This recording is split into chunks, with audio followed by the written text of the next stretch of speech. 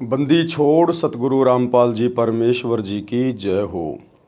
परमपिता परमात्मा सारी सृष्टि के रचनहार कुल मालिक असंख्य ब्रह्मांडों के स्वामी जगत गुरु तीनों लोकों में प्रवेश करके सबका भरण पोषण करने वाले राजाधिराज आत्माधार नाथों के नाथ देवों के देव महादेव सर्वेश्वर महेश्वर मृत्युंजय अजरो अमर आदि अनादि सनातनी प्रभु जगत पिता जगदीश्वर श्री श्री 1008 की उपाधि के वास्तविक अधिकारी अकाल मूरत सौद स्वरूपी राम वासुदेव सर्वगतम ब्रह्म परम पूज्य प्रथम पूज्य परम संत परम पुरुष परम धनी परम दयालु सत्य कबीर हक्का कबीर अल्लाह अकबर बाखबर अल्लाह ताला जगत के तारणहार जगत के मुक्तिदाता जगत के जगन्नाथ हारे के सहारे हिंदुओं के राम मुसलमानों के अल्लाह सिखों के वाहिगुरु ईसाइयों के मसीह दया के सागर दयानिधि करुणा के सागर करुणानिधि स्वयंभू परिभू संकट मोचन कष्ट हरण मंगल करण दुख भंजन अविगत कबीर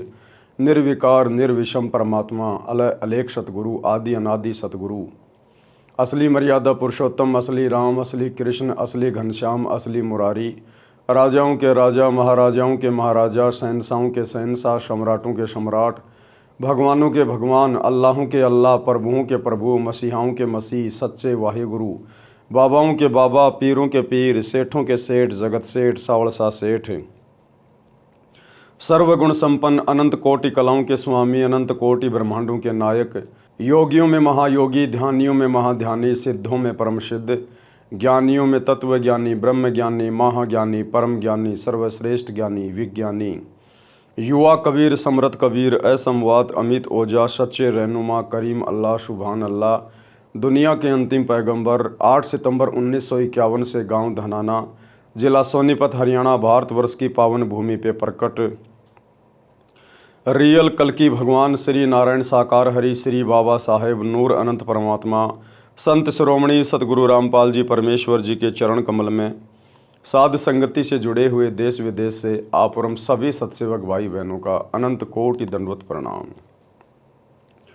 सत्साई भाई और बहनों, दया परमपिता परमेश्वर जी की सतगुरु रामपाल जी की जिनके विशेष आशीर्वाद से शुभ आशीर्वाद से उन्हीं के कर कमल से लिखित पवित्र पुस्तक जीने की राह के ऊपर वीडियो बनाने की श्रृंखला जारी है। इसी श्रृंखला में आज हमारा ये 12वें नंबर का वीडियो है। प्रत्येक वीडियो में गुरुदेव भगवान के आशीर्वाद से हमें भक्ति मार्ग के संबंध में बहुत सारी नई नई बातें प्राप्त हो रही हैं। भाई और बहनों, ये पवित्र पुस्तक जीने की राह आपका जीवन अवश्य बदल देगी यदि आपने इस पुस्तक को गौर से एक बार पूरा पढ़ा तो। और यदि आप सतगुरु रामपाल जी के YouTube पर सत्संग सुनने लग जाएंगे तो आपका सब कुछ ही पलट जाएगा।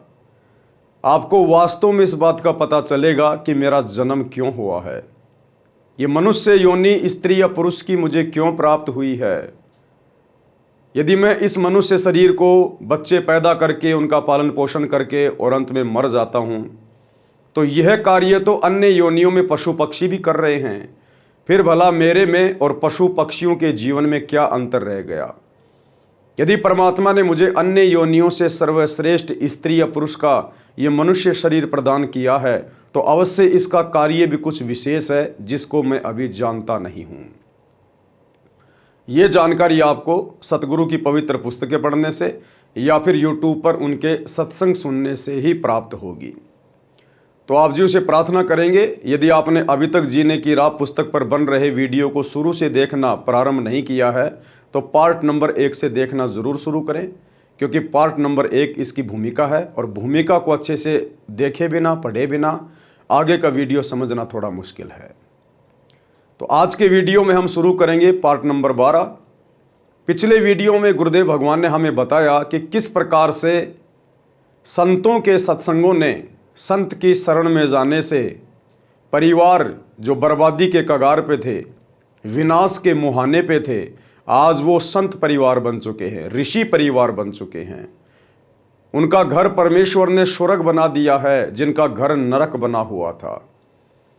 फिर गुरुदेव ने एक विधवा औरत रामों की कथा हमें बताई कि रामों का पति शादी के कुछ ही वर्षों बाद में मर गया था उसका एक पुत्र था करमपाल, जो बड़ा होकर कुसंगति में पड़ने के कारण शराब पीने लग गया था और चोरी करने लग गया था। और कैसे उस रामों की पड़ोसन एक दिन अपने गुरुजी को भोजन करवाने के लिए, खीर बनाने के लिए, दूध लेने के लिए रामों के घर गई और रामों से उसने सत्संग में चलने की बात कही। लेकिन रामों ने बहुत सारे बहाने बनाए कि बहन, मेरे सिर पे पति का साया नहीं है, इसलिए लोग मुझे ताने मारेंगे, मैं तो वैसे ही बहुत ज़्यादा दुखी कर रखी हूँ। फिर उस बहन ने बताया कि बहन, हमें समाज को नहीं देखना, हमने लोक लाज में नहीं पड़ना चाहिए। कल को ये समाज तेरा कहाँ तक साथ देगा?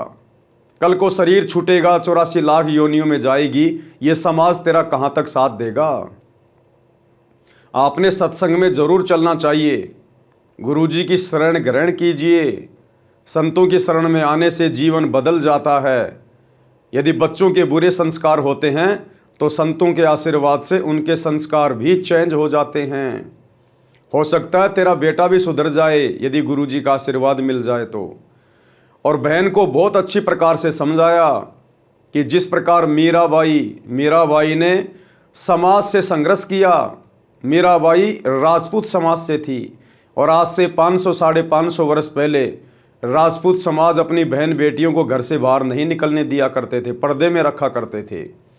लेकिन मीरा को जब ज्ञान समझ में आया, सत्संग समझ में आया, तो मीरा ने ना समाज देखा, ना परिवार देखा, ना वो जाति देखी, और मीरा भक्ति पर सफल हुई और अपना आत्म कल्याण करवाया। यदि वो मीराबाई लोकलाज में आ जाती, दुनिया की बातों में आ जाती, सत्संगों में ना जाती, तो आज कहीं वो कुतिया बन के घूम रही होती। और फिर उस कस्तूरी बहन ने बताया रामों को कि आगे किस प्रकार से मीरा को मारने का प्रयास किया गया उसके देवर के द्वारा। जब मीरा सत्संग में जाती थी, उसका परिवार उसका विरोधी हो गया था। उसका जो देवर था राणा, जो उसके पति की मृत्यु के बाद में राजा बना था, वो मीरा को हर प्रकार से सत्संग में जाने से रोकता था, टोकता था। हर प्रकार से मीरा को मारने का प्रयास किया। एक पेटी में विषैला सर्प बंद करके मीरा के पास भेजा ताकि मीरा को डस लेगा और मृत्यु हो जाएगी। लेकिन संतों के प्रताप से वो विषैला सर्प भी 9 लखा हार बन गया। उसके बाद फिर उस मीरा को जहर से मारने का प्रयास किया गया। तो आगे की कथा वो कस्तूरी बहन उस रामो बहन को मीरा के बारे में क्या सुना रही है।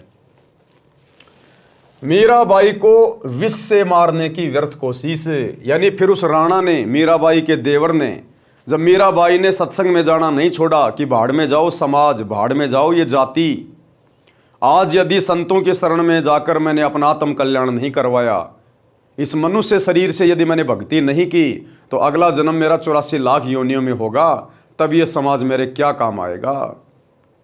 तो राणा ने फिर से प्रयास किया कि मीरा को कैसे रोका जाए, ये तो बदनामी का कारण बन गई समाज में। तो एक सपेरे से जहर मंगवाया मीराबाई को पिलाकर मारने के लिए। मीराबाई को विष से मारने की व्यर्थ कोशिश। एक सपेरे से कहा कि भयंकर विष ला दे जिसे जीभ पर रखते ही व्यक्ति मर जाए। ऐसा विष लाया गया। राजा ने मीरा से कहा कि ये विष पी ले, अन्यथा तेरी गर्दन काट दी जाएगी। मीरा का देवर एक हाथ में तलवार लेके खड़ा है, एक हाथ में वो जहर का प्याला लेके खड़ा है और कह रहा है या तो जहर पी ले, अन्यथा आज तेरी गर्दन काटूंगा। तो मीराबाई ने सोचा गर्दन काटेगा तो दर्द होगा, मारना तो इसने है ही, क्यों ना मैं जहर पी लेती हूँ। तो मीराबाई ने अपने परमात्मा को याद करके और वो जहर का प्याला पी लिया। और आगे फिर क्या होता है। मीरा ने सोचा कि गर्दन काटने से तो पीड़ा होगी, विष पी लेती हूँ। मीरा ने विष का प्याला परमात्मा को याद करके पी लिया, लेकिन उन्हें कुछ नहीं हुआ। सपेरा बुलाया और उससे कहा कि ये नकली विष लाया है। सपेरे ने कहा कि वह प्याला कहाँ है। उसे प्याला दिया गया। सपेरे ने उस प्याले में दूध डालकर एक कुत्ते को वही पिला दिया। कुत्ता दूसरी बार जीभ भी नहीं लगा पाया और मर गया। मीरा की रक्षा किसने की? आज भी आध्यात्मिक ज्ञान से अपरिचित भगत समाज यही मानता है कि मीरा के विष को यानी जहर को श्री कृष्ण जी ने अमृत बनाया था। भाई और बहनों, जिस समय ये लीला हुई उस समय मीराबाई ने श्री कृष्ण जी की भक्ति छोड़ दी थी। मीराबाई को पता चल गया था कि श्री कृष्ण जी पूर्ण परमात्मा नहीं है। श्री कृष्ण जी की भक्ति करने से ये जीव 84 लाख योनियों के कष्ट से छुटकारा प्राप्त नहीं कर सकता। श्री कृष्ण अर्थात विष्णु जी तो स्वयं 84 लाख योनियों में जाते हैं, पशु पक्षी की योनियों में भयंकर कष्ट भोगते हैं, क्योंकि मीरा को कबीर परमात्मा मिल गए थे, मीरा को सच्चा सत्संग मिल गया था। उसके बाद मीरा ने मंदिर में जाना छोड़ दिया था, श्री कृष्ण जी की भक्ति करना छोड़ दिया था और ज़्यादा से ज़्यादा अपने गुरुदेव के सत्संग में जाया करती थी। मीरा को कबीर जी ने रविदास जी से उपदेश दिलवा दिया था। अन्यथा भाई और बहनों, विचार करने की बात है, यदि मीराबाई के जहर को श्री कृष्ण जी ने ही अमृत बनाया होता तो श्री कृष्ण जी की खुद जहरीले तीर से मृत्यु नहीं होती। आप सबको पता है, त्रेता युग में विष्णु जी रामचंद्र रूप में आए और अपने स्वार्थ के लिए बाली से सैन्य सहायता प्राप्त करने के लिए सीता को रावण से युद्ध करके छुड़वा कर लाने के लिए सुग्रीव के साथ में एग्रीमेंट किया गया था। सुग्रीव ने कहा कि आप मेरे को राज्य दिला दो किष्किंधा का, मेरे भाई को मारकर, मैं आपकी सैन्य मदद कर दूंगा। तो श्री रामचंद्र जी ने अपने स्वार्थ के लिए पेड़ की ओट लेकर धोखे से बाली को तीर मारा। मरते समय बाली ने कहा कि मेरी और आपकी तो कोई दुश्मनी थी नहीं, आपने मुझे धोखे से क्यों मारा, इसका बदला कब दोगे? तो श्री विष्णु उर्फ श्री रामचंद्र जी ने कहा कि द्वापर युग में मैं श्री कृष्ण रूप में जन्मूंगा, उस समय आपको मैं ये बदला दूंगा। द्वापर युग में वही श्री विष्णु जी श्री कृष्ण जी के रूप में देवकी के गर्भ से जन्मे, बड़े हुए, और जब उनका अंत समय आया तो जंगल में गए हुए थे, एक पेड़ के नीचे पैर के ऊपर पैर रख के लेटे हुए थे। श्री कृष्ण जी के पैर के तलवे में एक पद्म था जो 0 वाट के बल्ब की तरह चमका करता था। उधर से वो बाली वाली आत्मा द्वापर युग में एक बालिया नाम का शिकारी बना। वो जंगल में शिकार करने के लिए गया हुआ था और उसके पास जो तीर था वो तीर लोहे से बुझा हुआ था, वो तीर जहर से बुझा हुआ था, और उसने श्री कृष्ण जी के पैर में चमक रहे पद्म को एक हिरण की आंख समझकर और निशाना लगा दिया, और श्री कृष्ण जी के पैर में वो तीर जा लगा और श्री कृष्ण जी तीर लगते ही जोर जोर से चिल्लाने लगे, हाय मर गया, हाय मर गया। बालिया दौड़ के गया और देखा कि लगता है कोई इंसान मर गया। पास जाके देखा कि ये तो राजा है, हाथ जोड़े कि हे भगवान, मुझे तो पता नहीं था, मैंने तो हिरण की आंख समझ के तीर मारा, धोखे से लग गया। तब श्री कृष्ण जी ने कहा कि बालिया, ये तेरा दोष नहीं है, तूने अपना बदला पूरा कर लिया। अब बालिया बोला, भगवान आप राजा, मैं एक गरीब आदमी, आपका और मेरा क्या अदला बदला। तब श्री कृष्ण जी ने पूरी राम कहानी बताई कि ऐसे ऐसे त्रेता युग में तू सुग्रीव का भाई बाली था और मैंने तेरे को धोखे से मारा था, और आज तूने भाई अपना बदला ले लिया। और कुछ ही समय उपरांत श्री कृष्ण जी की उस जहर से बुझे हुए तीर से मृत्यु हो जाती है। तो विचार करो भाई और बहनों, श्री कृष्ण जी की स्वयं की मृत्यु जहरीले तीर से हुई। वो श्री कृष्ण जी मीराबाई के जहर को अमृत में कैसे बदल सकता है? अगर इतनी पावर थी, इतनी सामर्थ्यता थी, तो खुद जहरीले तीर से क्यों मरा? ये विचारणीय विषय है, विचार करने की बातें हैं। जिस समय मीराबाई ने जहर का प्याला पिया और वो जहर अमृत में परिवर्तित हुआ, उस समय मीराबाई ने श्री कृष्ण जी की भक्ति को त्याग दिया था, क्योंकि उन्हें रविदास जी की शरण प्राप्त हो चुकी थी। इसलिए मीराबाई की जान बची। तो राणा ने देखा कि यह तो जहर पिलाने से भी नहीं मरी। उसके बाद में राणा ने मीराबाई को छूट दे दी और 2-4 बॉडीगार्ड उसके साथ भेजने शुरू कर दिए, ताकि लोग ये ना कहें कि यह अकेली जाती है। तो भाइयों और बहनों, इसी प्रकार यदि हम थोड़ा सा संघर्ष करेंगे, जिन परिवारों में आप जियों को आसानी से सत्संग नहीं सुनने दिया जाता, आप माता बहनों को सत्संगों में नहीं जाने दिया जाता, आप माता बहनें थोड़ी सी हिम्मत करें, थोड़ी सी दृढ़ता अपने अंदर लेके आएं। ये मीराबाई के उदाहरण आप और हम जो सुनते हैं, ये हमें शिक्षा देती हैं ये कथाएं।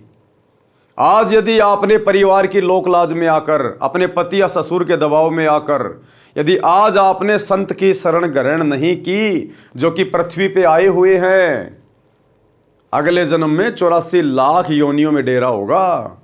उस समय ना आपका वो पति काम आएगा, ना आपकी सास और ससुर काम आएंगे। जो वस्तु आपके काम आनी थी, आपका गुरु, वो भक्ति धन, वो आपने लोकलाज में आकर अपने से दूर रखी। इसलिए मीराबाई की कथा हमें संघर्ष करने की प्रेरणा देती है।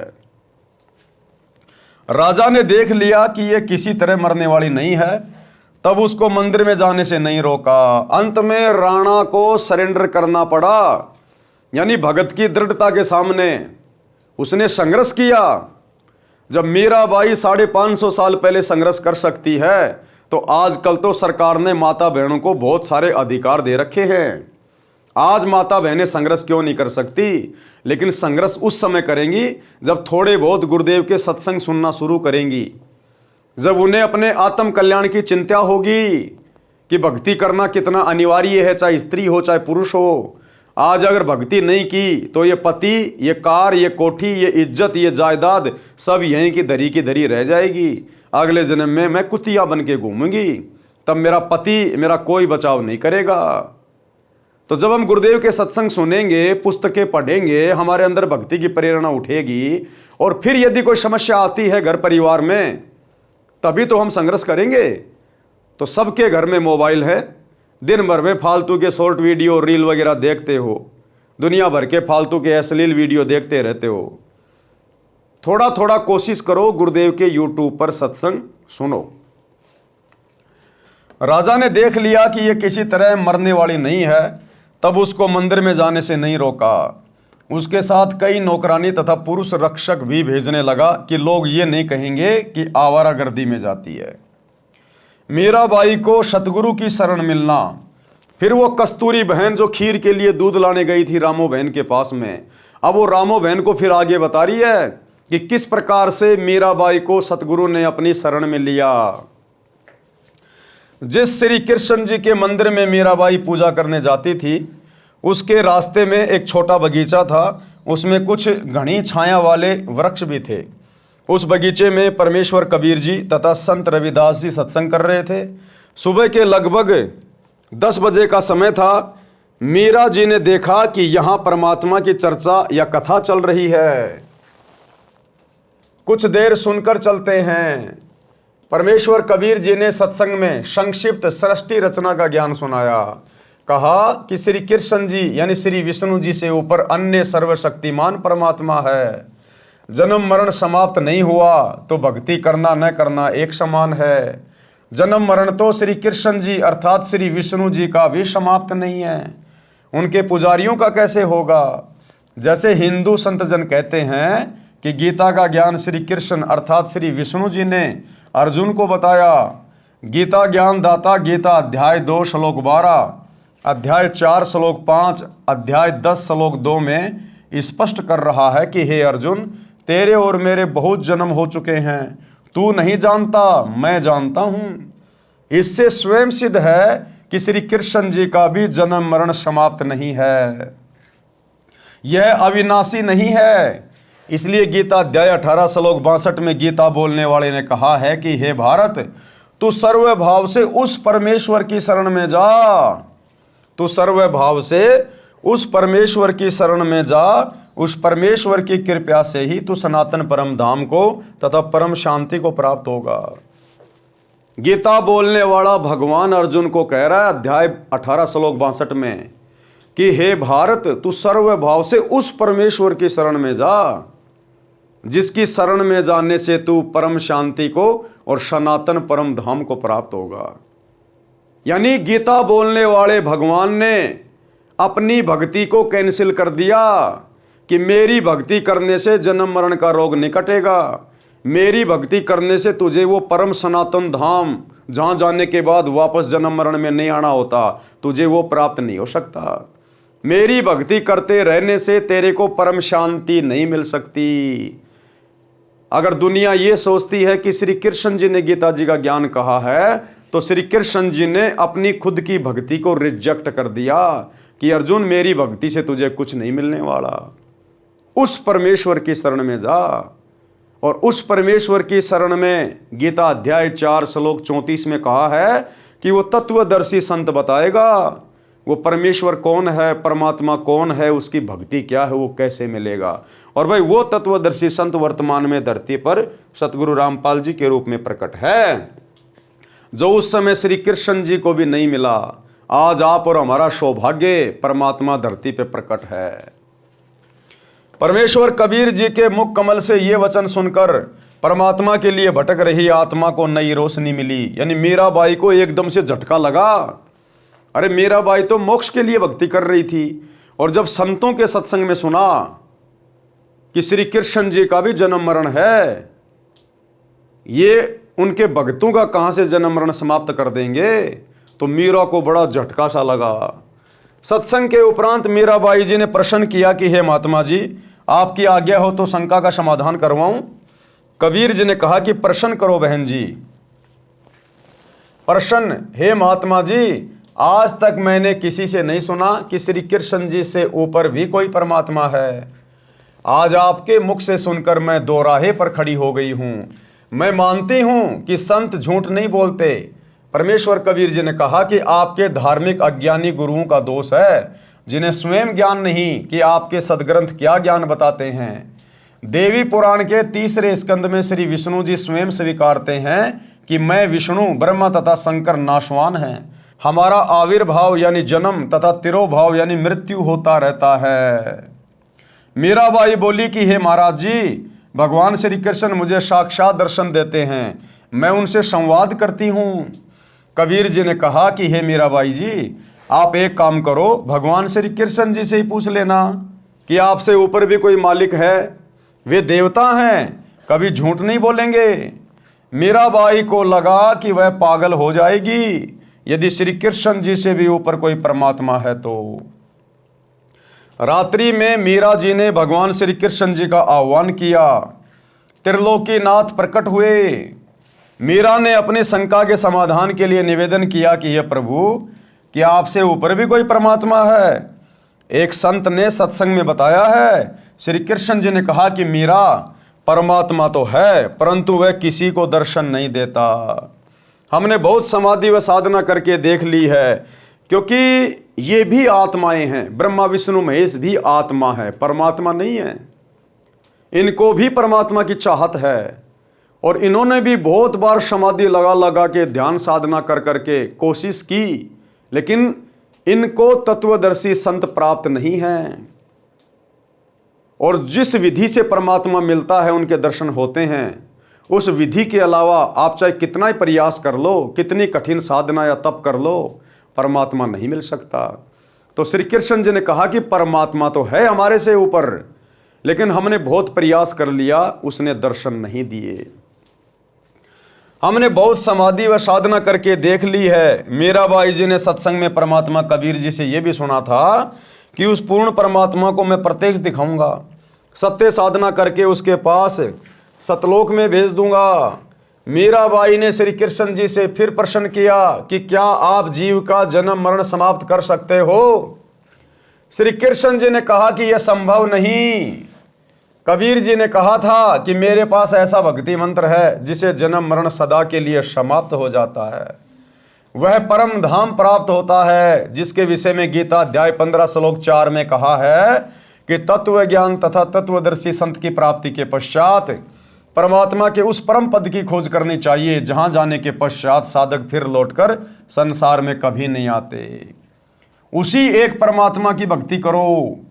मीराबाई ने कहा कि हे भगवान श्री कृष्ण जी, संत जी कह रहे थे कि मैं जन्म मरण समाप्त कर देता हूं, अब मैं क्या करूं, मुझे तो पूर्ण मोक्ष की चाहत है। श्री कृष्ण जी बोले कि मीरा, आप उस संत की शरण ग्रहण करो। श्री कृष्ण जी ने क्या कहा, अपना कल्याण कराओ। मुझे जितना ज्ञान था वह बता दिया। मीरा अगले दिन मंदिर नहीं गई, सीधी संत जी के पास अपनी नौकरानियों के साथ गई तथा दीक्षा लेने की इच्छा व्यक्त की तथा श्री कृष्ण जी से हुई वार्ता भी संत कबीर जी से साझा की। उस समय छुआछूत चरम पर थी। ठाकुर लोग अपने को सर्वोत्तम मानते थे। परमात्मा मान बढ़ाई वाले प्राणी को कभी नहीं मिलता। मीराबाई की परीक्षा के लिए कबीर जी ने संत रविदास जी से कहा कि आप मीरा राठौड़ को प्रथम मंत्र दे दो, ये मेरा आपको आदेश है। संत रविदास जी ने आज्ञा का पालन किया। संत कबीर परमात्मा जी ने मीरा से कहा कि बहन जी, वो बैठे संत जी, उनके पास जाकर दीक्षा ले ले। बहन मीरा जी तुरंत रविदास जी के पास गई और बोली, संत जी दीक्षा देकर कल्याण करो। संत रविदास जी ने बताया कि बहन जी, मैं चमार जाति से हूं। यानी मीराबाई का अंतःकरण चेक करना चाहते थे कि ये ठाकुरों की लड़की है, कल को समाज पता नहीं इसको क्या क्या कहेगा। और उसके बाद यदि नाम दीक्षा लेने के बाद इसने अपने गुरुजी में दोष देख लिया तो फिर ये पाप की भागी बन जाएगी। तो रविदास ने कहा कि बहन जी, मैं चमार जाति से हूं, आप ठाकुरों की बेटी हो, आपके समाज के लोग आपको बुरा भला कहेंगे, जाति से बाहर कर देंगे, आप विचार कर लें। मीराबाई अधिकारी आत्मा थी, परमात्मा के लिए मर मिटने के लिए सदा तत्पर रहती थी। बोली, संत जी आप मेरे पिता, मैं आपकी बेटी, मुझे दीक्षा दो, भाड़ में पड़ो समाज, कल को कुतिया बनूंगी तब ये ठाकुर समाज मेरा क्या बचाव करेगा। सत्संग में बड़े गुरुजी कबीर जी ने बताया है कि कबीर कुल करने के कारण हंसा गया भिगोए, तब ये कुल क्या कर लेगा जब तू 4 पाँव का होए। ये शरीर छूटने के बाद जब 84 लाख योनियों में जाएंगे और बैल का या गधे का या कुत्ते का जीवन मिलेगा, और जब यहाँ पर घूमता फिरूंगा, हांडता फिरूंगा, लोगों के लट खाते फिरूंगा, उस समय ये समाज मेरा क्या बचाव करेगा। मेरा बचाव तो गुरु ने करना है, सच्ची भक्ति ने करना है। इसलिए बाढ़ में जाओ समाज, मैंने तो अपना आत्म कल्याण करवाना है। शब्दार्थ, कबीर परमेश्वर जी सतर्क कर रहे हैं कि हे भगत, जो कुल परिवार व समाज की शर्म के कारण भक्ति नहीं करते, कहते हैं कि घर परिवार वाले व संसार के व्यक्ति मजाक करेंगे कि नाम दीक्षा लेकर दंडवत प्रणाम करते हो, अन्य देवी देवताओं की पूजा नहीं करते हो, श्राद्ध पिंडदान नहीं करते हो, तुम्हें शर्म आनी चाहिए। उन्होंने अपना मानव जीवन नष्ट कर लिया। भक्ति न करने से जब 4 पैर के पशु यानी गधे, कुत्ते, सुअर, बैल आदि बनोगे, तब ये कुल व संसार के व्यक्ति क्या बचाव करेंगे। भक्ति ने बचाव करना था, वह की नहीं, इसलिए भक्ति करो। इसलिए भाई सच्चे सतगुरु की शरण में आके भक्ति शुरू कर दीजिए। भक्ति बहुत आवश्यक है। ये मनुष्य शरीर स्त्री या पुरुष का केवल हमें भक्ति के लिए मिलता है। संत रविदास जी उठकर संत कबीर जी के पास गए और सब बात बताई। परमात्मा बोले कि देर ना कर, ले आत्मा को अपने शरण में। उसी समय संत रविदास जी ने बहन मीरा को प्रथम मंत्र केवल 5 नाम दिए। ये 5 नाम शरीर में बने कमलों को खोलने वाले हैं, राधा स्वामी पंथ वाले नहीं हैं तथा ना दामाखेड़ा गद्दी वाले से दिए जाने वाले हैं। उनसे भिन्न मोक्ष में सहयोगी मंत्र हैं। मीराबाई को बताया कि ये इनकी पूजा नहीं है, इनकी साधना है। इनके लोक में रहने के लिए, खाने पीने के लिए जो भक्ति धन चाहिए वो इन मंत्रों से ही मिलता है। यहाँ का ऋण उतर जाता है, फिर मोक्ष के अधिकारी होते हैं। परमात्मा कबीर जी तथा संत रविदास जी वहाँ 1 महीना रुके। मीराबाई पहले तो दिन में घर से बाहर जाती थी, फिर रात्रि में भी सत्संग में जाने लगी, क्योंकि सत्संग दिन में कम तथा रात्रि में अधिक होता था। कोई दिन में समय निकाल लेता, कोई रात्रि में। मीरा के देवर राणा जी मीरा को रात्रि में घर से बाहर जाता देखकर जल भुन गए। परंतु मीरा को रोकना तूफान को रोकने के समान था, क्योंकि मीराबाई को आत्म कल्याण का चस्का लग गया। मीराबाई को ज्ञान समझ में आ गया। मीराबाई सही ठोर ठिकाने संत के चरणों में लग गई। भला फिर उस आत्मा को कौन रोक दे, जिस आत्मा को अपना मोक्ष दिखाई दे, जिस आत्मा को इस गंदे संसार की वास्तविकता समझ में आ जाए और सच्चे सतगुरु की पहचान हो जाए, फिर उस आत्मा को भला कौन रोक सकता है। उस आत्मा को रोकना तो तूफान को रोकने के समान है। तो उसके देवर ने देखा, भाई ये तो बिल्कुल भी मानने वाली नहीं है, पहले तो दिन में जाती थी, अब ये रातों को भी जाने लग गई। इसलिए राणा जी ने अपनी मौसी जी यानी मीरा की माता जी को बुलाया और मीरा को समझाने के लिए कहा कि इसने हमारी इज्जत का नाश कर दिया। बेटी माता की बात मान लेती है। मीरा की माता ने मीरा को समझाया। मीरा ने उसका तुरंत उत्तर दिया। एक शब्द के माध्यम से गुरुदेव भगवान ने मीराबाई और मीराबाई की जो माँ थी उन दोनों के बीच की वार्ता को समझाया है। सत्संग में जाना मीरा छोड़ दे, सत्संग में जाना मीरा। आए मारी लोग करें तकरार, सत्संग में जाना मीरा छोड़ दे। आए मारी लोग करें तकरार, सत्संग में जाना मीरा छोड़ दे। सत्संग में जाना मीरा छोड़ दे। हाय मारी लोग करें तकरार, सत्संग में जाना मीरा छोड़ दे। सत्संग में जाना मेरा ना छूटेरी, सत्संग में जाना मेरा ना छूटेरी। हारी चाहे जड़ के मरो संसार, सत्संग में जाना मेरा। हारी चाहे जल के मरो संसार, सत्संग में जाना मेरा। थारे सत्संग के राह में है, थारे सत्संग के राह में है। आए वहाँ पर रहते हैं काले नाग, कोई कोई नाग तन डस लेवे। आए वहाँ पर रहते हैं काले नाग, कोई कोई नाग तन डस लेवे। जब गुरु जी की मेरे फेरी, जब गुरुओं की मेरे फेरी।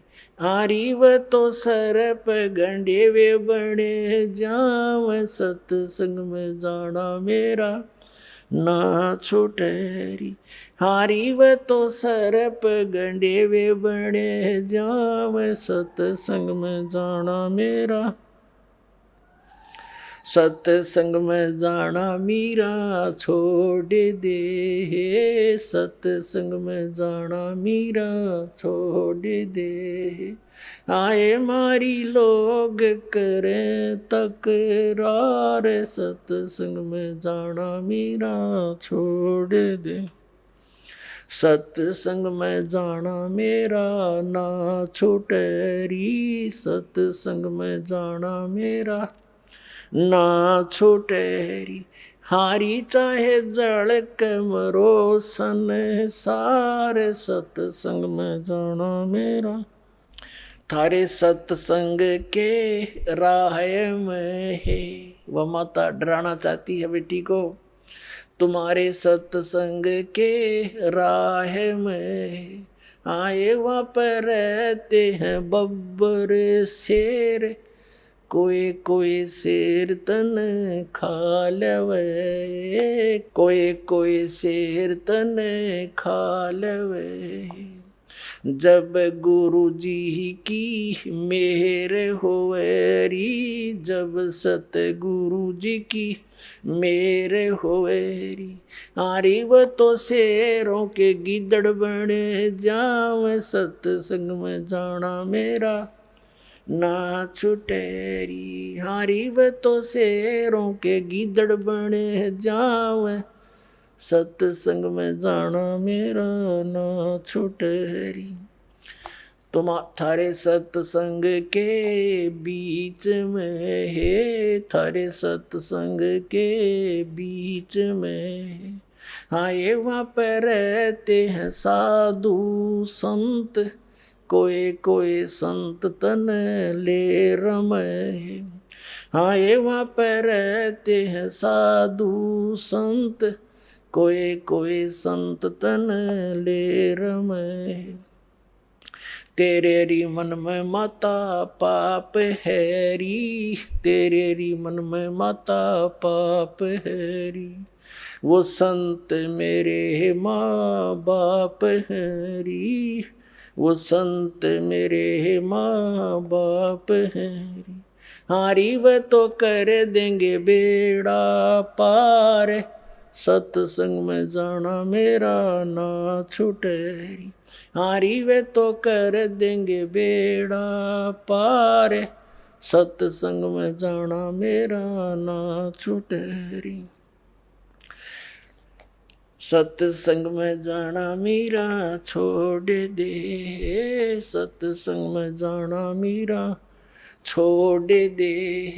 हाँ ये मारी लोग करें तकरार, सत्संग में जाना मेरा छोड़ दे, सत्संग में जाना मेरा ना छोटेरी, सत्संग में जाना मेरा ना छोटेरी।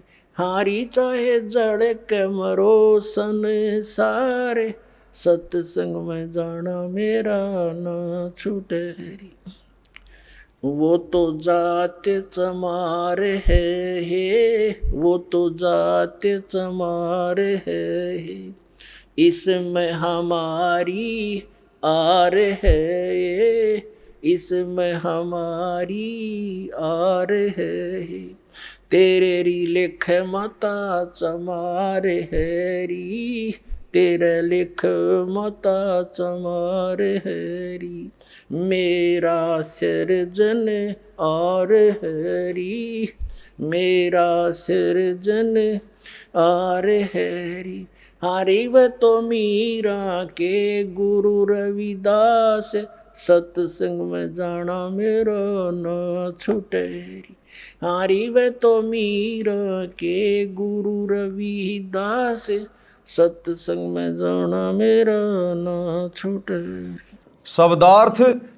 मीराबाई की माता ने कहा कि हे मीरा, तू सत्संग में जाना बंद कर दे। संसार के व्यक्ति हमारे विषय में गलत बातें करते हैं। मीरा ने कहा कि हे माता, मैं सत्संग में जाना बंद नहीं करूंगी। संसार भले ही ईर्ष्या की आग में जलकर मर जाए। माता ने मीरा को भय कराने के लिए बताया कि जिस रास्ते से तू रात्रि में सत्संग सुनने के लिए जाती है, उस रास्ते में सर्प तथा सिंह रहते हैं, वे तुझे मार देंगे। मीरा ने उत्तर दिया कि मेरे गुरुजी इतने समर्थ हैं। क्या कहा मीरा ने?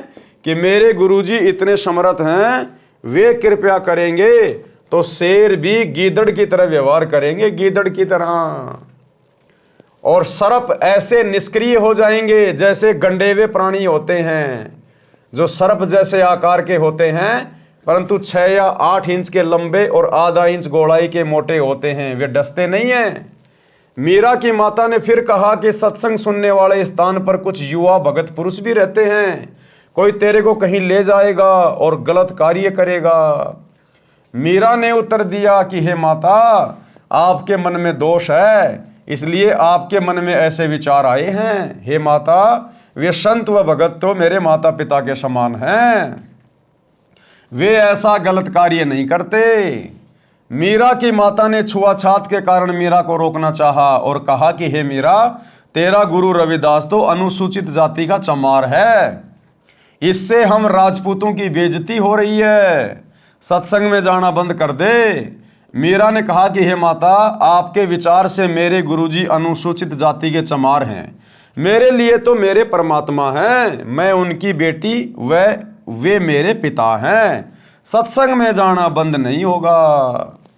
जब ज्ञान समझ में आ जाता है, अपने आत्मा के कल्याण की तरफ आत्मा आगे को बढ़ने लगती है, फिर ये समाज, ये परिवार कुछ भी नहीं कर सकता, कुछ भी, क्योंकि फिर हमारे साथ में सतगुरु हो जाता। सतगुरु, जो सतगुरु मीराबाई के साथ में था और सारी बाधाएं परमात्मा साफ करता चला गया।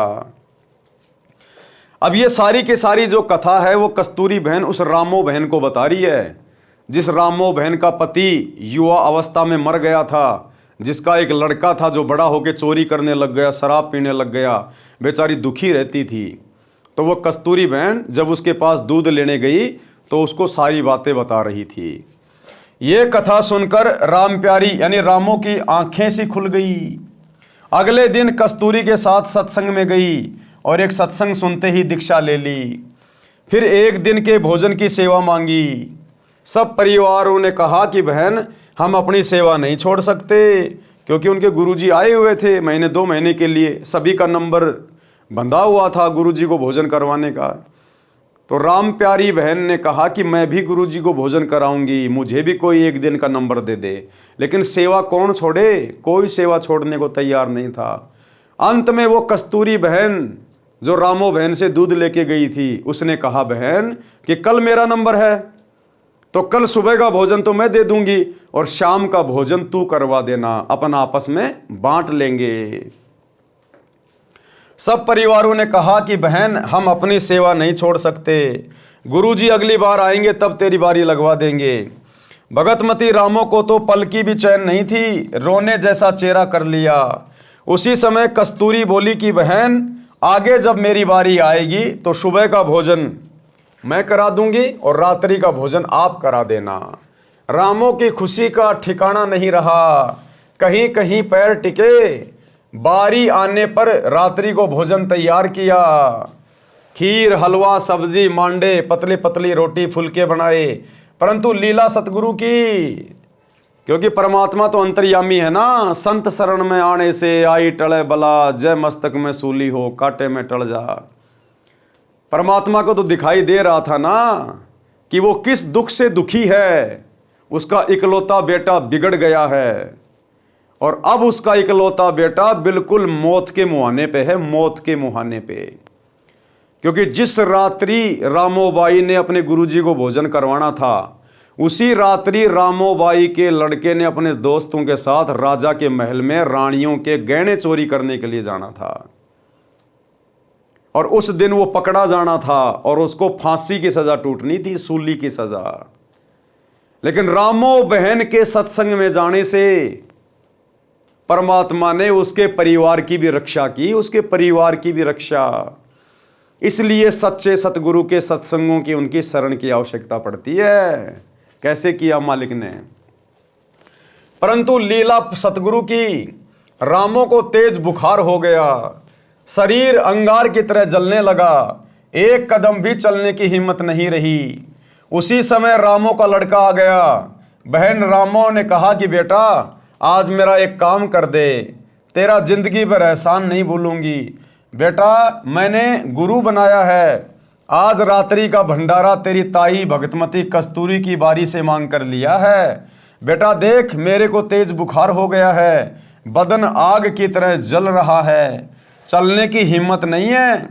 लड़का बोला कि मुझे समय नहीं है, क्योंकि लड़के को तो चोरी करने के लिए जाना था। अब माँ को पता नहीं था ये निकम्मा चोरी भी करने लग गया। लड़का बोला कि मुझे समय नहीं है, मैं ना देख कर आऊं भोजन आश्रम में। माताजी, आप उस आश्रम में ना जाया करो, मुझे आपके बारे में बहुत कुछ सुनना पड़ता है। यह सुनकर भगतमती रामो फूट फूट कर रोने लगी। लड़के को दया आई, परंतु झुंझलाकर बोला, कहाँ है भोजन, दे आता हूं। रामो बहन तुरंत उठी और सब भोजन दे दिया। लड़का उस भोजन को एक तसले में रखकर आश्रम में ले गया। रामो गुरुजी से बार बार निवेदन करती थी कि गुरुजी, लड़का नशा करता है, घर की ठोर बिटोड़ा कर रखा है, बात नहीं मानता उसको भी शरण में ले लो। अगले दिन लड़के को आश्रम में देखकर अन्य भगत तथा भगतमती कहने लगे कि गुरुजी ने सुन ली रामो दुखिया की, बेटा स्वयं भोजन लेकर आ गया। गुरुजी को पता चला तो हर्ष हुआ कि बेटी रामो बस गई, यानी अब उसका घर सुरक्षित हो गया, घर उसका सुरग बन गया क्योंकि उसका बेटा आ गया। सुन ली भगवान ने। लड़का बोला महाराज जी मेरी माता जी को जवर हो गया है, मैं भेजा हूँ, भोजन करो। संत जी भोजन के लिए बैठ गए और सोचा लड़का पहली बार आया है, कुछ ज्ञान सुना दूं। संत जी ने कहना शुरू किया कि बेटा माता पिता की सेवा करनी चाहिए, उनकी आज्ञा का पालन करना चाहिए, मोक्ष के लिए गुरु बनाकर सत्य भक्ति करनी चाहिए।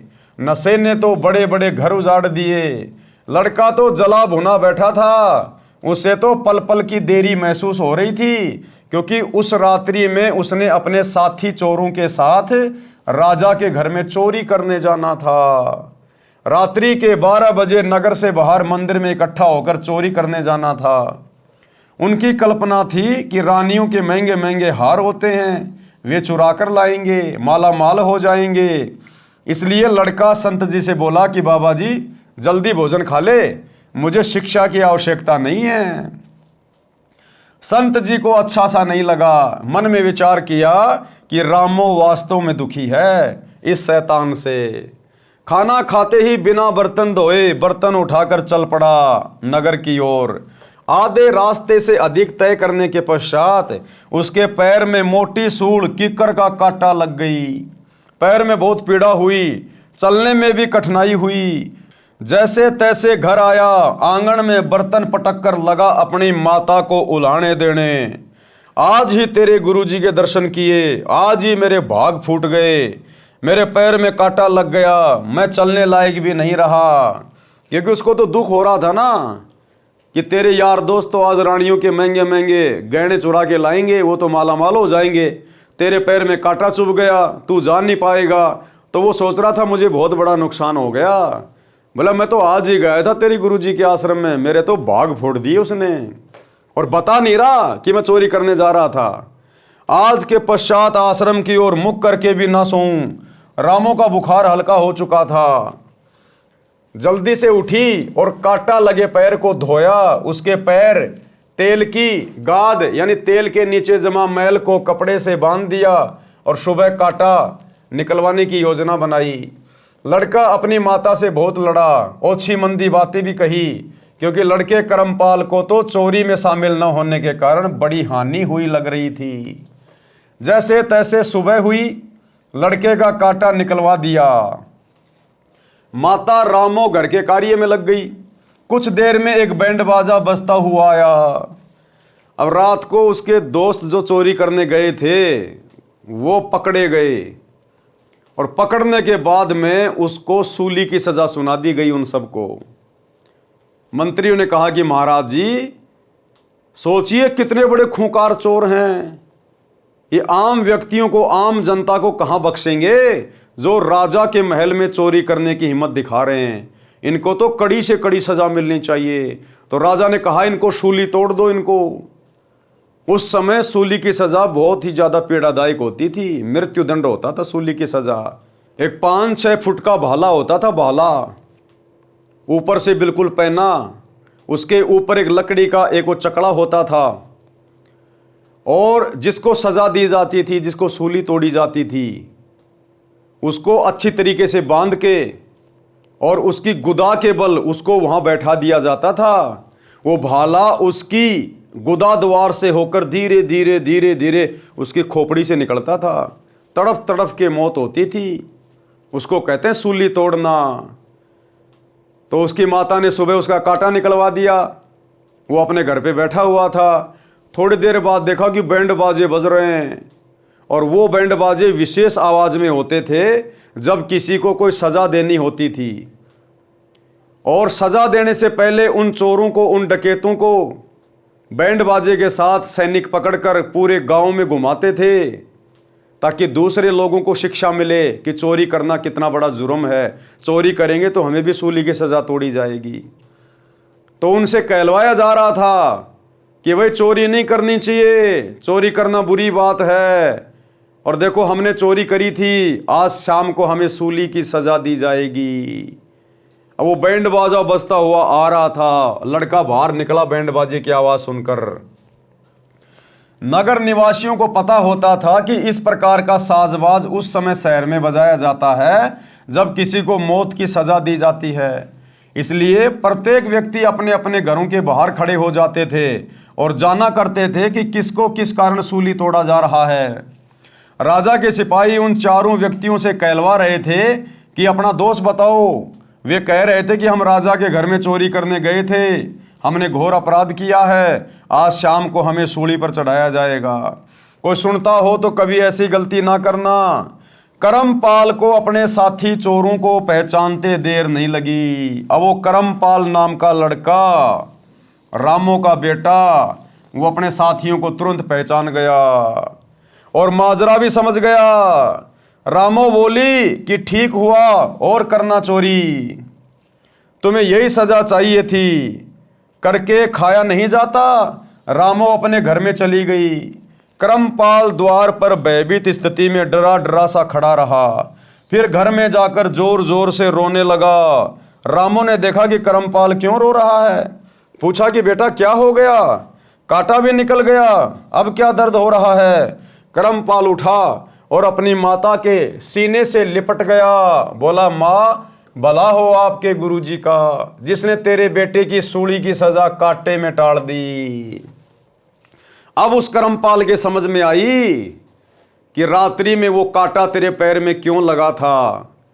वो कांटा लगा नहीं था, वो सतगुरुदेव भगवान के द्वारा लगाया गया था, क्योंकि उसकी माँ सतगुरु की शरण में आ गई थी। और सतगुरु के शरण में आने के बाद उस परिवार पे फिर कोई आपत्ति नहीं आ सकती। अगर किसी की मृत्यु होनी है, किसी का एक्सीडेंट होना है, किसी ने बीमारी में मरना है, और अगर परिवार का एक सदस्य भी नाम उपदेश ले लेता है और मर्यादा में रह के भक्ति करता है, तो परमात्मा पूरे परिवार पे आने वाली आपत्ति को टालते हैं।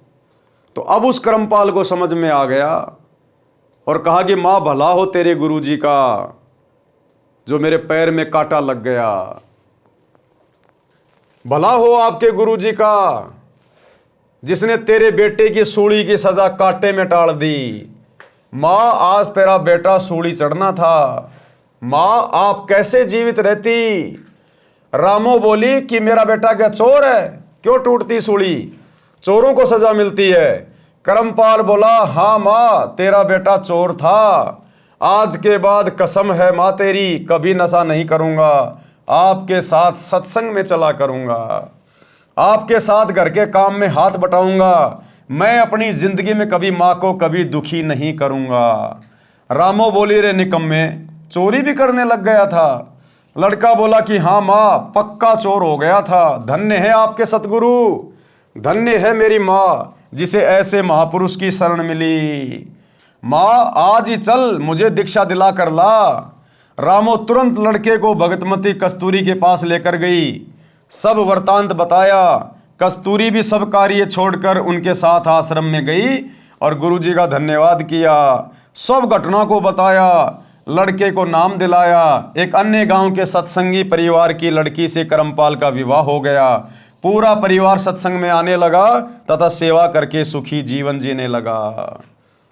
एक परिवार के सदस्य ने सतगुरु की शरण ग्रहण करी, सत्संग सुने, और सतगुरु ने उस परिवार के कर्म संस्कार चेंज कर दिए। कर्म संस्कार, जम जोरा जहां से डरे मिटे कर्म के लेख, अदली असल कबीर है ये कुल के सतगुरु एक। यही कबीर परमात्मा सतगुरु रामपाल जी भगवान चारों युगों में असंख्य रूप धारण करके भिन्न भिन्न वेश बनाकर ये परमात्मा अपने आत्माओं के लिए इस प्रकार की लीला करते रहते हैं, क्योंकि पूर्ण सतगुरु की शरण में आए बिना संस्कार चेंज नहीं होते। अगर वो रामो बहन किसी ऐरे गहरे नकली साधु संत महात्मा से उपदेश ले लेती तो उसके बेटे को सूली की सजा टूटने से कोई नहीं बचा सकता था। लेकिन रामो का सौभाग्य, उसे पूर्ण सतगुरु मिला, पूर्ण सतगुरु। और उसका परिवार जो बर्बादी के मुहाने पे था, बेटा एक नंबर का नशेड़ी और चोर बन गया था।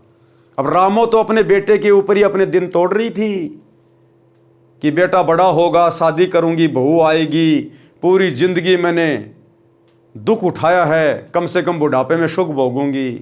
उस रामो का जीवन और ज़्यादा बुढ़ापे में नरक बनना था, नरक। लेकिन सच्चे सतगुरु की शरण में आने से परिवार ने पूरे परिवार को बचा लिया, बर्बाद होने से बचा लिया। रामो तो सत्संग के रंग में ऐसी रंगी, जब जब सतगुरु जी मंडली समेत आकर आश्रम में रुकते, वह तो सुबह चली जाती, देर शाम को आती और सेवा करती, बर्तन साफ करती, गुरु जी के वस्त्र धोती, सत्संग का तो एक शब्द भी नहीं छोड़ती थी। रामो की तो लगन लग गई कि आगे मेरा जीवन विशेष नहीं था, क्योंकि बेटा मरता तो मैं भी फांसी खा के मरती, जहर खा के मरती, मैं अकेली क्या करती जी के। तो गुरुजी ने तो मेरे को नया जीवन दान दे दिया, मेरे बेटे को बचा कर अपनी शरण में लेके। तो रामो तो बिल्कुल समर्पित हो गई। जब भी गुरुजी आश्रम में आते थे, महीना 2 महीना रुकते थे, वो तो दिन रात वहां पर सेवा में लगी रहती थी। सत्संग का तो एक शब्द भी नहीं छोड़ती थी। एक समय सर्दी का मौसम था। अब एक समय क्या हुआ, सर्दी का मौसम था, सुबह 10 बजे सत्संग शुरू हुआ। गुरुजी ने रामो से कहा कि बेटी वस्त्र धोला नदी पर, धूप थोड़ी देर रहती है, सत्संग के बाद जाएगी तो वस्त्र सूख नहीं पाएंगे। रामो बहन वस्त्र बाल्टी में डालकर चल पड़ी। नदी थोड़ी दूरी पर थी। कपड़े पानी में बाल्टी में भिगोकर सोडा डाल दिया। सोचा कि जितनी देर वस्त्र सोडा में भीगेंगे तब तक सत्संग सुनाती हूँ। आश्रम के बाहर दीवार के साथ कान लगाकर सत्संग वचन सुनने लगी। सत्संग समापन पर सत साहिब की ध्वनि सुनी तो रामो को कपड़े याद आए। यानी वो तो बेचारी सत्संग में मगन हो गई, उसको पता ही नहीं चला कि मैंने कपड़े भी धोने हैं और सर्दी का मौसम है, बाद में सूखेंगे नहीं। तो लगभग शाम हो गई, 2-3 बज गए। अब वो कब कपड़े धोती, कब वो कपड़े सूखते। तो लास्ट में जब गुरुजी ने सत्संग समाप्त किया 2-3 घंटे बाद, तब उसकी एकदम से चेतना आई और उसको चिंता बन गई कि हे भगवान, गुरुजी के कपड़े तो धोए नहीं, अब गुरुजी रात को पहनेंगे क्या। सत्संग समापन पर सत साहिब की ध्वनि सुनी तो रामो को कपड़े याद आए। दौड़ी दौड़ी नदी की ओर चली और डरी हुई थी कि आज तो गलती हो गई, गुरुजी के वचन की अवहेलना हो गई, मेरे ऊपर डांट पड़ेगी, गुरुजी नाराज हो गए तो मेरी तो सेवा पर पानी फिर जाएगा। हे भगवान, ये कौन बनी। इन्हीं विचारों में नदी पर पहुंची तो देखा कि बाल्टी खाली थी।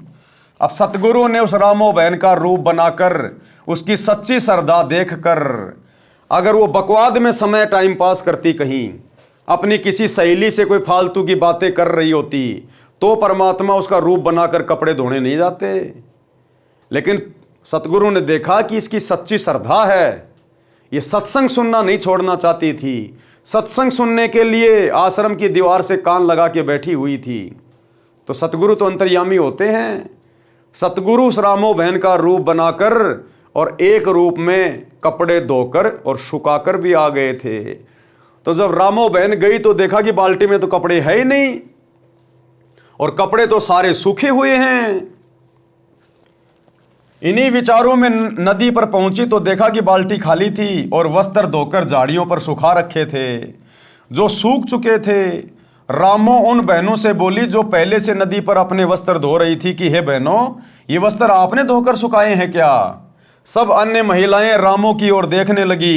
एक बोली कि बहन, तेरा दिमाग चल गया है क्या, या मजाक कर रही है।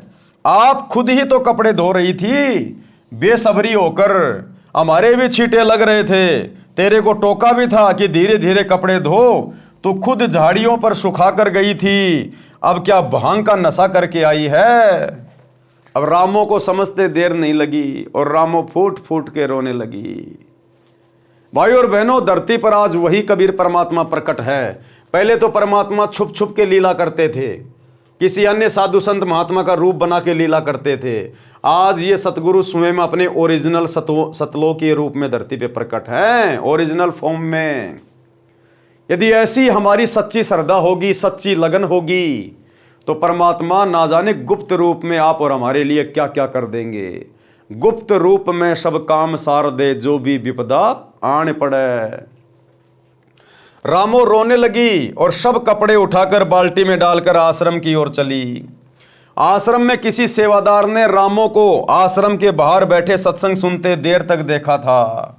अब जिस समय रामो सत्संग सुन रही थी आश्रम की दीवार से कान लगा के, तो किसी अन्य सत्संगी ने देख लिया था और उसने जाकर गुरुजी के पास में शिकायत कर दी कि गुरुजी, वो रामो तो घनी निकम्मी हो गई आजकल, आपकी बात भी नहीं मानती।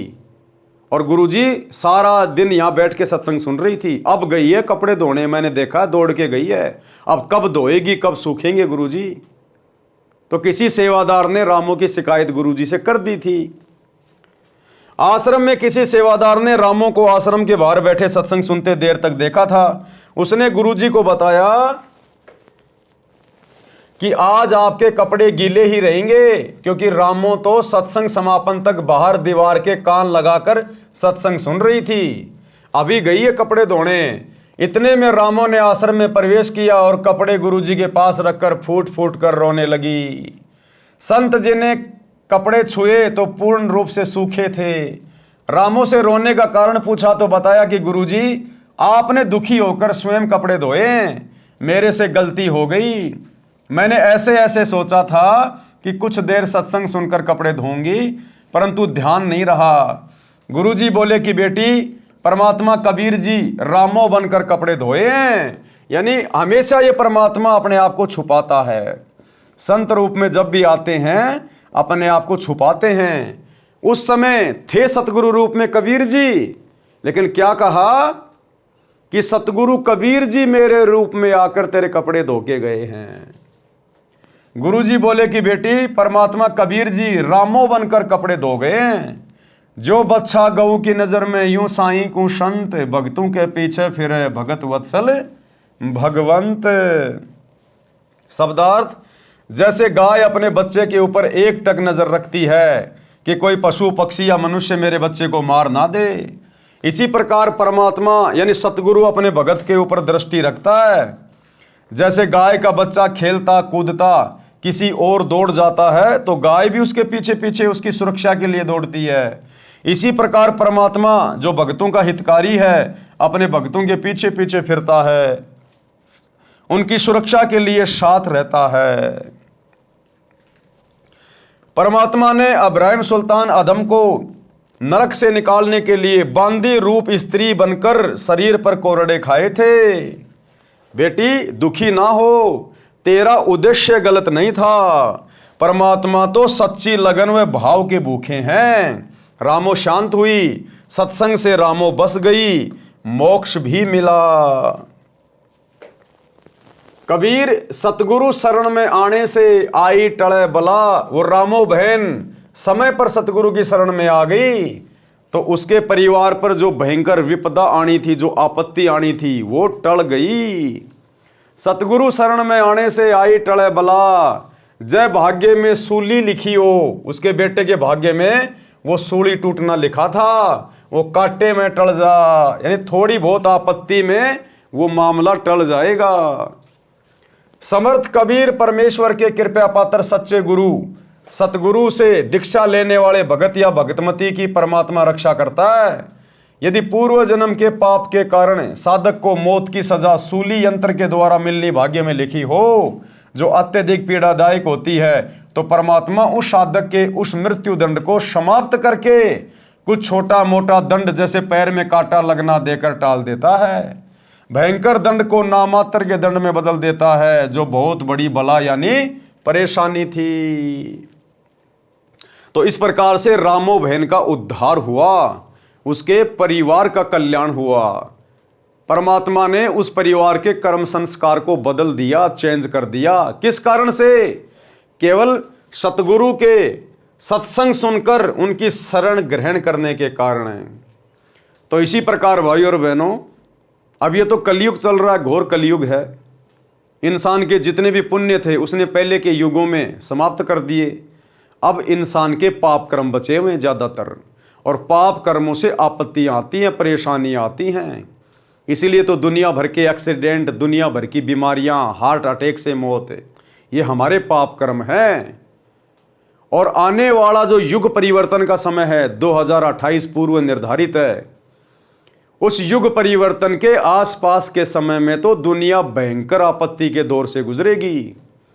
तरह तरह की प्राकृतिक आपदाएं पूरे विश्व को घेरेंगी बुरी तरह से।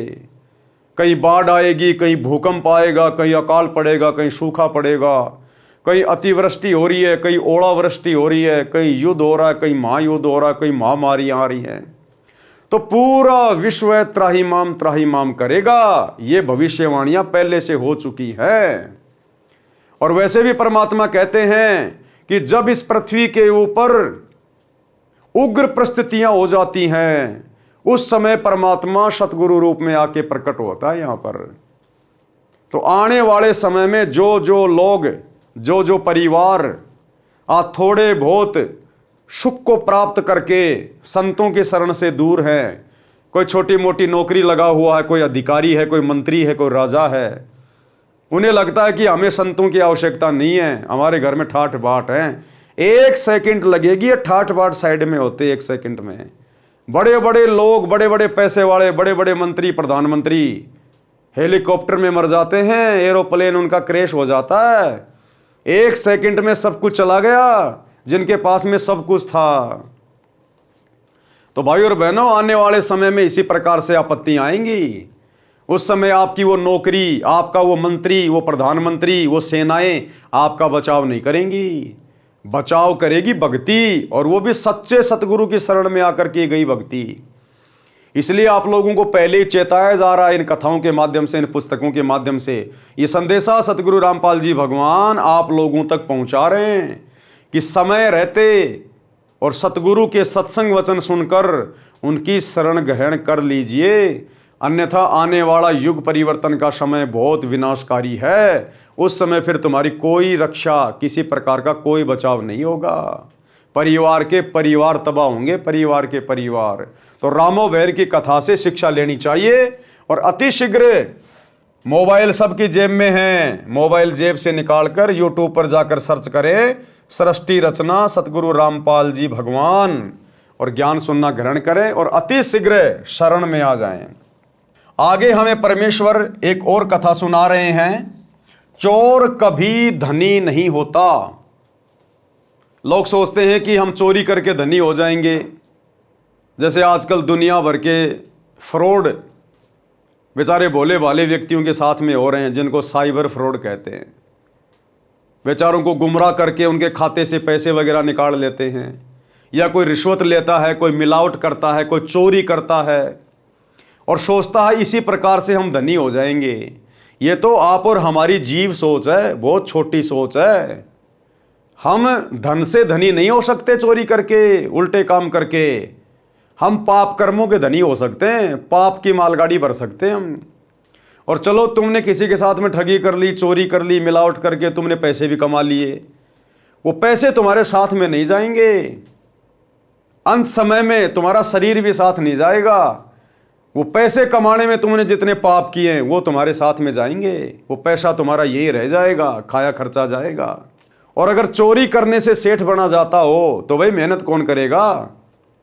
फिर मेहनत कौन करे? अगर चोरी करने से ही अगर सेठ बना जाता हो, धनी बना जाता हो, तो पूरी दुनिया आज चोरी ना कर रही होती। किसान खेतों में मेहनत क्यों करता? कोई इंसान नौकरी क्यों करता? मजदूर मजदूरी क्यों करता? सब चोरी ना करते। तो ये तो हमारी छोटी सोच है। चोरी करके हम केवल अपने कर्म बिगाड़ सकते हैं, पाप कर्मों की पोटरी बांध सकते हैं, अपने परिवार के ऊपर आपत्तियां पैदा कर सकते हैं।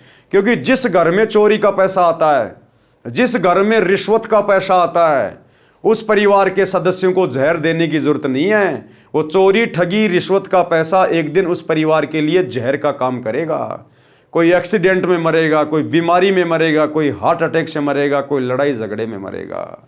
तो गुरुदेव हमें समझाना चाह रहे हैं कि नेक नीति से धन अर्जित करो और भाई सतगुरु की शरण में आ जाओ। तुम्हारे भाग्य में धन नहीं होगा तो भी ये परमात्मा अपनी कलम से तुम्हारे भाग्य में धन लिख देगा। इतना समर्थ है सतगुरु।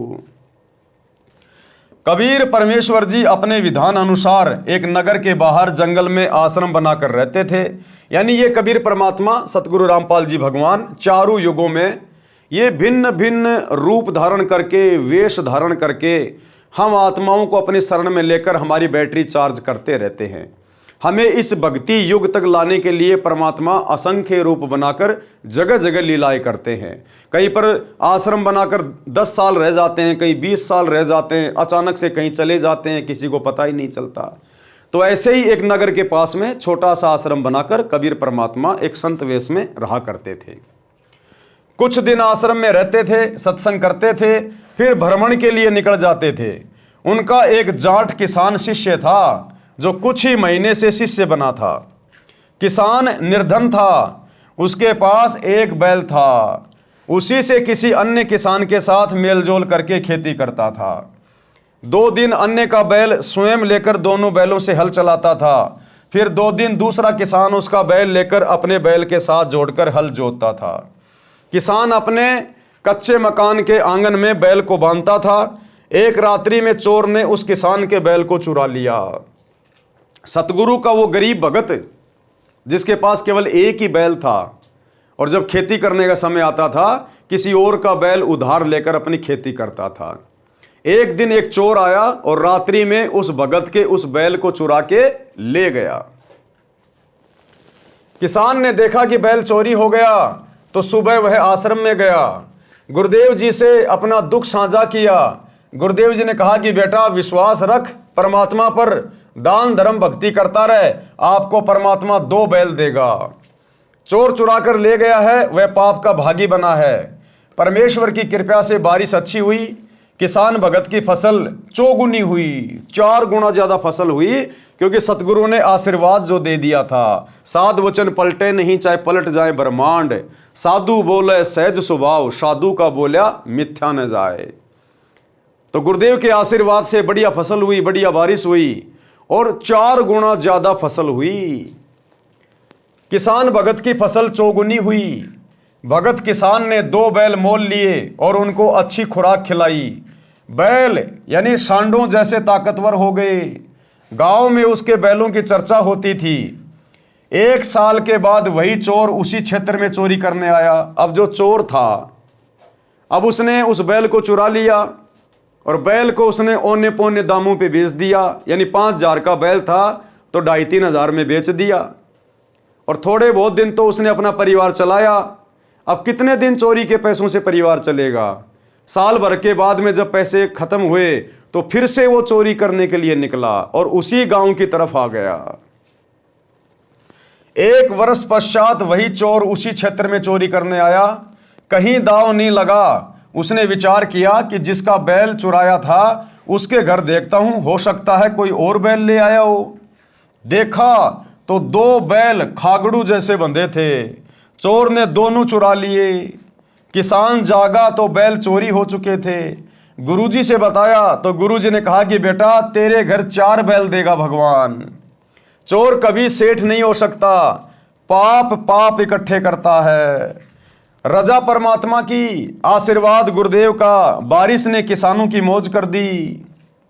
भगत किसान के पास जमीन पर्याप्त थी परंतु बारिश के अभाव से खेती थोड़े क्षेत्र में करता था। बारिश अच्छी हो गई, 2 बैल मोल लिए, 2 कर्जे पर लिए, खेती अधिक जमीन में की, 1 नौकर हाड़ी रखा। 1 वर्ष में सब कर्ज भी उतर गया। बैल 4 हो गए, खागड़ू जैसे मोटे मोटे तगड़े तगड़े। मकान भी पक्का बना लिया। चोर 2 साल के बाद उधर गया और पहले उसी किसान की स्थिति देखने लगा। चोर ने देखा कि 4 बैल सांडू जैसे बंधे हुए हैं। चोर तो माथा पकड़ के बैठ गया कि हे भगवान, मेरा तो दिवाला निकल गया, मेरा तो परिवार बर्बादी के कगार पे आ गया। इसके बैल चोरी करते करते और इसके घर में 3 बैल चोरी हो गए, फिर भी इसके घर में परमात्मा ने मौज कर रखी है। तो चोर ने सोचा भैया इस आदमी से तो पूछना चाहिए ये क्या जंतर मंत्र करता है। तो चोर उसके पास गया। चोर ने किसान को रात्रि में नींद से उठाया तो किसान बोला कौन हो आप? चोर ने कहा कि मैं चोर हूं, जिसने तेरे 3 बैल चुराए थे। किसान बोला, भाई मेरी नींद खराब ना कर, तू अपना काम कर, परमात्मा अपना काम कर रहा है, मुझे सोने दे। अब भगत तो टेंशन फ्री हो गया। भगत को तो पता चल गया ना कि तेरा तो बुरा हो ही नहीं सकता, तेरे ऊपर तो सतगुरु का पंजा है। तू तो केवल अपना दान धर्म करता रहे, मर्यादा में रह के भक्ति करता रहे, तेरा तो सतगुरु बाड़ी बाका नहीं होने दे रहा। तेरा तो जब जब कोई नुकसान करता है, परमात्मा तुझे आगे ही बढ़ाता है। तो चोर ने कहा, भैया तू एक काम कर, तू चोर है ना, तो तेरा काम चोरी करना है, तू चोरी कर, मेरी नींद क्यों खराब कर रहा है, मुझे सोने दे। चोर ने पैर पकड़ लिए और बोला, हे देवता, मेरे से अब चोरी नहीं हो रही। एक बात बता, आपका चोर आपके सामने खड़ा है, आप पकड़ भी नहीं रहे हो। हे भाई, तेरा 1 बैल मैंने चुराया, तेरे घर अगले वर्ष 2 बैल खागड़ू जैसे बंधे थे, वे दोनों भी मैंने चुरा लिए। आज 2 वर्ष पश्चात आपके आंगन में 4 बैल खागड़ू जैसे बंधे हैं और मेरा सर्वनाश हो चुका है। बालक भी भूखे रहते हैं, मुझे मार चाहे छोड़, मुझे तेरे विकास का राज बता, कि मुझे तू ये रहस्य बता, ये बात क्या है। चाहे तू मुझे मार चाहे मुझे छोड़, मैंने तेरे को सच्चाई बता दी। मैं भी जाट किसान हूं। चोर क्या बोला कि मैं भी जाट किसान हूं, जमीन भी है और निर्धनता बेअंत है, यानी गरीबी का कोई ओड़ नहीं है। भगत किसान ने उसको कहा कि आप स्नान करो, खाना खाओ। चोर ने वैसा ही किया। फिर भगत उस चोर को आश्रम में लेकर गया, गुरुदेव से सब घटना बताई। गुरुदेव ने चोर को समझाया। 7-8 दिन भगत किसान ने अपने घर पर रखा और प्रतिदिन गुरुजी से मिलाकर सत्संग सुनाया। चोर ने दीक्षा ली। गुरुजी ने कहा कि भगत बेटा, नए भगत को 1 बैल दे दे उधार। अब गुरुजी ने उस किसान को क्या कहा कि बेटा, ये जो पहले चोरी करता था ना, अब ये भगत बन गया, नाम ले लिया, तू इसको 1 बैल उधार दे दे, ये भी अपनी मेहनत मजदूरी करके खाएगा और परमात्मा इस पे भी दया करेगा, इसका भी धंधा अच्छा चलाएगा, बढ़िया इसकी फसल होगी, फिर ये तेरे को दे देगा वापस। नए भगत को 1 बैल उधार दे दे, खेती करेगा, तेरे पैसे लौटा देगा। भगत ने कहा, गुरुजी ठीक है। भगत किसान ने नए भगत को 1 बैल दे दिया। नया भगत प्रति महीना सत्संग में आता था, पूरे परिवार को नाम दीक्षा दिला दिया। 2 वर्ष में वित्तीय स्थिति अच्छी हो गई, यानी गुरुदेव के आशीर्वाद से 2 साल में उसकी आर्थिक स्थिति भी अच्छी हो गई। 1 बैल प्लस 3 पहले वाले चोरी वाले बैलों के रुपए लेकर चोर भगत उस किसान भगत के घर आया। अब परमात्मा ने 2 साल के अंदर अंदर उस चोर भगत की इतनी बढ़िया स्थिति कर दी कि इतनी अच्छी फसल हुई। वो 1 बैल तो जो नाम दीक्षा लेने के बाद में लाया था उधार, उसके पैसे, और 3 बैल जो चोरी करके ले गया था पहले, उनके पैसे, यानी 4 बैलों के पैसे लेकर और अपने भगत भाई के पास गया उसको देने के लिए। उसके बच्चे भी साथ थे। किसान भगत ने उस चोर भगत से सब पैसे देकर कहा कि मुझे क्षमा करना, आपका उपकार मेरी 7 पीढ़ी भी नहीं उतार पाएगी। पुराना भगत बोला कि हे भाई, ये सब गुरुदेव जी की कृपा है, उनका वचन फला है, आप ये सब रुपए गुरुजी को दान रूप में दो। मेरे को तो उन्होंने पहले ही कई गुना बैलों की पूंजी दे दी थी, मेरे काम की नहीं। दोनों भगत गुरुजी के पास गए और सारी दान राशि चरणों में रख दी। गुरुजी ने भोजन भंडारा लंगर में लगा दिया, सत्संग किया। इस प्रकार चोरी का धन मोरी में जाता है, भगत सदा फलता फूलता है। यानी हमें गुरुदेव भगवान बता रहे हैं कि चोरी करने से व्यक्ति कभी मालामाल नहीं हो सकता। यानी नेक नीति से कमाई करने वाला भी यदि उसके भाग्य में भक्ति धन नहीं है, उसके पिछले पुण्य नहीं है और बहुत अच्छा आदमी है, लेकिन वर्तमान में सच्चे गुरु की शरण में नहीं है, तो नेक नीति से काम करने वाला व्यक्ति भी नहीं फलेगा, नहीं फूलेगा।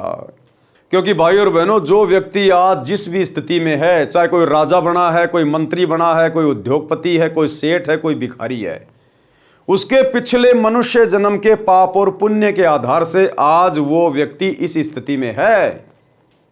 और जब उसके पिछले जन्मों के पुण्य समाप्त होते हैं, ना वो मंत्री पद पे रह पाता, कोई भी कारण बनेगा, चाहे उसको जनता का समर्थन ना मिले, वो हार जाएगा, या एक्सीडेंट में उसकी मृत्यु हो जाएगी, या अन्य और किसी प्रकार का कोई घाटा हो जाएगा, क्योंकि यहाँ जो भी कुछ होता है पाप और पुण्य के आधार से होता है, और ये पाप और पुण्य सतगुरु की शरण में आकर ही सेट होते हैं। यदि हमारे पास में पुण्य नहीं है तो सतगुरु की शरण में आकर भक्ति करने से हम नए सिरे से पुण्य बनाते हैं। यदि पाप कर्म ज़्यादा हैं, हमें दुखदाई हैं, हमारे ऊपर संकट आ रहे हैं, आपत्तियाँ आ रही हैं, तो सतगुरु की शरण में आने से पाप कर्म कटते हैं, हल्के होते हैं। तो भाई और बहनों, नेक नीति और ईमानदारी से हमने अपना व्यवसाय करना है, अपना काम धंधा करना है। हमने शौपन में भी किसी की आत्मा नहीं दुखानी है, अन्यथा हम गुरुपद और मर्यादाओं से उसी समय नीचे गिर जाएंगे। संस्कार छूत के रोग की तरह फैलते हैं। अच्छे तथा बुरे संस्कार संक्रमण रोग की तरह फैलते हैं। जैसे भगत के हाथ से बोए गए बीज में भी भक्ति संस्कार प्रवेश होते हैं। जो उस अन्न को खाता है उसमें भी भक्ति की प्रेरणा होती है। यदि कोई नशा करने वाला तथा किसी प्रकार के अन्य विचारों को मन में मंथन करता हुआ हाड़ी बीज बोता है तो उस बीज में भी उसके विचार प्रवेश होते हैं जो उस अन्न को खाने वाले को प्रभावित करते हैं। इसीलिए तो कहते हैं जैसा खाओगे अन्न वैसा होगा मन, और जैसा पियोगे पानी वैसी होगी वाणी। क्योंकि हम किस घर का अनाज खा रहे हैं, किस घर का पानी पी रहे हैं। खाना बनाते समय माता बहनों के दिमाग में क्या चल रहा है, कोई सुखी है, कोई दुखी है, कोई क्या चिंतन कर रही है, वो गुण उस खाने में प्रवेश करते हैं और खाने वाले को भी प्रभावित करते हैं। इसलिए गुरुदेव कह रहे हैं कि ये जो संस्कार होते हैं ना, ये संक्रमण की तरह फैलते हैं, संक्रमण की तरह, छूत के रोग की तरह। इसलिए हमने बहुत सोच समझकर अन्य घर में खाना खाना चाहिए, वहाँ का पानी पीना चाहिए, बहुत सोच समझकर, क्योंकि खाने पीने का हमारे विचारों पर बहुत गहरा असर पड़ता है। उदाहरण दिया गुरुदेव भगवान ने। एक बहन ने गुरुजी से दीक्षा ले रखी थी। उसके घर पर गुरुजी आए तथा साथ में एक शिष्य भी था। उस बहन की बहन भी किसी कार्यवश उसी दिन आ गई। एक बार एक गुरु था, वो अपने एक चेले के साथ में अपनी एक शिष्या के घर गया। उस दिन उसकी बहन भी घर आई हुई थी, और जो उसकी बहन जो घर आई थी वो बहुत दुखी थी, क्योंकि थोड़े दिन पहले उसकी बेटी का पति मर गया था। इस बात को लेके बड़ी चिंतित थी वो कि हे भगवान मेरी बेटी का क्या होगा, हे भगवान मेरी बेटी विधवा हो गई, अब इसका आगे क्या होगा। और वो खाना बना रही थी उन संतों के लिए, और खाना बनाते बनाते इस प्रकार के चिंतित विचार उसके दिमाग में चल रहे थे, और वो सारे विचार उस खाने में ऐड हो रहे थे। रात को उस संत के चेले को सौपन आया। एक बहन ने गुरुजी से दीक्षा ले रखी थी, उसके घर पर गुरुजी आए तथा साथ में एक शिष्य भी था। उस बहन की बहन भी किसी कार्यवश उसी दिन आ गई। उसका दामाद मृत्यु को प्राप्त हो गया था। लड़की के छोटे छोटे बच्चे थे, वो बहुत चिंतित थी। रह रहकर विचार उठ रहे थे कि बेटी का निर्वाह कैसे होगा। बेटी तो उजड़ गई, देवर जेठ किसी के नहीं होते, बच्चों को कौन पालेगा। हे भगवान ये क्या बनी, कौन से जन्म का पाप आड़े आ गया। उपदेशी बहन भोजन बनाने लगी तो उसकी बहन उसकी सहायता करने लगी। वो जिसका दामाद मर गया था वो भी खाना बनाने में सहयोग करने लगी। अधिक भोजन उस बहन ने बनाया जिसका दामाद मर गया था। संत भगत खाना खाकर सो गए। सुबह भगत ने गुरुदेव जी से कहा कि हे गुरुदेव, आज रात्रि में निंद्रा के दौरान मन बहुत दुखी रहा। जैसे मेरा दामाद मर गया, बेटी के छोटे छोटे बच्चे हैं, उनकी बेहद चिंता सताती रही। इसका क्या कारण होगा, कैसे निर्वाह होगा। गुरुजी ने अपनी शिष्या से पूछा कि बेटी आज रात्रि का भोजन किसने बनाया था। उसने उत्तर दिया कि मेरी छोटी बहन आई है, उसने बनाया था। संत ने पूछा उसको कोई कष्ट है क्या। शिष्या ने उत्तर दिया कि गुरुदेव कष्ट तो बहुत ज़्यादा है। लड़की के छोटे छोटे बच्चे हैं, दामाद की मृत्यु हो गई है, सारा दिन मेरी बहन इसी चिंता में रहती है। दिन में कई कई बार ये कहती रहती है कि बेटी का क्या होगा, कैसे बच्चों का पालन करेगी।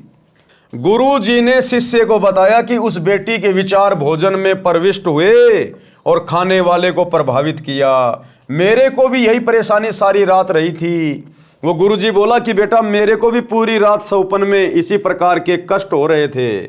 इसी प्रकार यदि भक्ति नाम सुमरण या आरती या संतों की वाणी का मनन करते करते भोजन बनाया जाए तो खाने वाले में वे सुसंस्कार अच्छी प्रेरणा करते हैं, भक्ति की रुचि बढ़ती है। कोई हाड़ी गाने रागनी गाता हुआ बीज बोता है या खाना बनाने वाली गाने या रागनी गाती हुई भोजन बनाती है तो उस अन्न में वे संस्कार प्रवेश हो जाते हैं। उसे खाने वाले का स्वभाव भी उसी प्रकार बकवाद करने को प्रेरित होता है, जिसका परिणाम वर्तमान 1997 के आसपास में दिखाई दे रहा है। अच्छाई में कम, बुराई अधिक संख्या में मानव लगा है। तो भाई और बहनों, इसलिए हमने बाहर का खाना, हर किसी के घर का खाना खाने से बचना चाहिए। ये आध्यात्मिक बातें हैं, आम संसारिक लोग इन बातों को नहीं समझ पाएंगे। इसीलिए तो परमात्मा कहते हैं कि जिन लोगों के घर में गुरु का नाम नहीं है, सच्चे गुरु का नाम नहीं है, उन लोगों के ऊपर तो 3 लोक का भार चढ़ा हुआ, 3 लोक का भार। और ऐसे लोगों के घरों पर खाना खाना, चाय पीना, पानी पीना, उनके पाप कर्मों को बंटवाना है, उनके पाप कर्मों का हिस्सा अपने ऊपर लेना। ये बहुत गूढ़ बातें हैं। इसलिए दुनिया दुखी है, परेशान है, क्योंकि आज भारत देश में भी 99% लोग सच्चे सतगुरु की शरण से दूर हैं। मुट्ठी भर आत्माएं आज सतगुरु रामपाल जी की शरण में हैं। बाकी 99% से ज्यादा लोग उन्हीं कुविचारों में सारा दिन रहते हैं, उन्हीं चिंताओं में, उन्हीं परेशानियों में, कोई चोरी में, कोई ठगी में, कोई रिश्वत में, कोई जारी में, कोई 2 नंबर के धंधों में, और सारा दिन उसी प्रकार से अपना काम धंधा करते रहते हैं। तो उन लोगों के विचार उस खाने में प्रविष्ट हो जाते हैं जिसके घर का हम खाना खाते हैं, और इस प्रकार से फिर वो संस्कार हमारे को प्रभावित करते हैं, भक्ति में बाधा उत्पन्न कर देते हैं। भक्ति में बाधा। यदि संतों की वाणी, पाठ, आरती, सुमरण करने वालों की संख्या अधिक हो जाएगी तो वातावरण भक्तिमय हो जाएगा। प्रत्येक व्यक्ति के मन में भगत जैसे भाव उपजेंगे। उस वातावरण को बनाने के लिए घर घर में आरती, रमणी तथा नित्य नियम चलना चाहिए। गुरु जी से दीक्षा लेकर नाम का सुमरण करना चाहिए, जिससे वातावरण में भक्ति के विचारों के तत्व अधिक भर जाएंगे तथा बुरे संस्कारों वाले विचार ऊपर उठ जाएंगे। परमात्मा ने बताया कि शब्द का कभी विनाश नहीं होता, शब्द अखंड होता है। हम जो भी शब्द निकालते हैं ये ऊपर ब्रह्मांड में ये विचरण करते रहते हैं, शब्द का कभी विनाश नहीं होता। अब क्या होगा, हम जितने भी भगत भाई बहन हैं जिनके सुविचार हैं, अच्छे विचार हैं, हमारे घरों में जो आरतियां चलती, हम जो आरतियां करते हैं, पाठ करते हैं तीनों समय का, गुरुदेव के सत्संग चल रहे होते हैं, उनके शब्द चल रहे होते हैं, उनकी वाणियां चल रही होती हैं, हम नाम सुमरण करते रहते हैं मन ही मन में या बोल बोल के, तो सूक्ष्म जो शब्द हैं ये ऊपर जाते हैं ब्रह्मांड में, और ब्रह्मांड में जाकर पहले से जो कुशब्द है, जो दुनिया वालों के जितने भी जो बुरे शब्द है, जो कुशब्द है, जैसे रागनियां चलती हैं, गाने चलते हैं, दुनिया भर के लोग फालतू में दुनिया भर की बकवाद करते रहते हैं, तो ऊपर ब्रह्मांड में उन शब्दों की एक लेयर बनी हुई है, एक परत बनी हुई है, जिसका प्रभाव लगातार नीचे आता रहता है और पूरे वातावरण को प्रभावित करता है। किसी को भी शांति नहीं है, सबके मन में अशांति बनी हुई है, भय बना हुआ, चिंता बनी हुई है। अब ये भक्ति युग शुरू हो गया सन 1994 से। सभी भगत भाई बहन तीनों समय की आरती करते हैं, पाठ करते हैं, गुरु जी का सत्संग चलता है घरों में या गाड़ियों में, या अपना कोई ट्रैक्टर में काम कर रहा है अपना सत्संग सुन रहा है, कोई मजदूरी कर रहा है अपना सत्संग सुन रहा है, अपना सुमरण कर रहा है। तो हमारे मुख से निकले हुए सुशब्द अब ब्रह्मांड में ऊपर जा रहे हैं, और ऊपर जो दुनिया वालों के कुशब्द की जो लेयर है, जो परत है, उसके नीचे इन अच्छे शब्दों की एक दूसरी लेयर बन जाएगी, एक नई जो है वो परत बन जाएगी।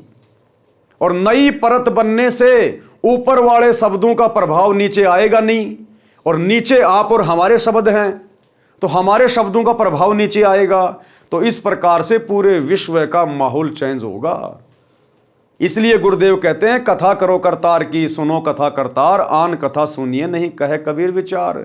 भगत के मुख से कभी भी हंसी मजाक की बातें नहीं निकलनी चाहिए। भगत के मुख से कभी भी निंदा चुगली राग द्वेष ईर्ष्या की बातें नहीं निकलनी चाहिए। भगत के मुख से कभी भी फालतू की सांसारिक बातें नहीं निकलनी चाहिए, क्योंकि आप और हमारे शब्दों की बहुत ज्यादा वैल्यू है। गुरु से दीक्षा लेकर नाम का सुमरण करना चाहिए, जिससे वातावरण में भक्ति के विचारों के तत्व अधिक भर जाएंगे तथा बुरे संस्कारों वाले विचार ऊपर उठ जाएंगे।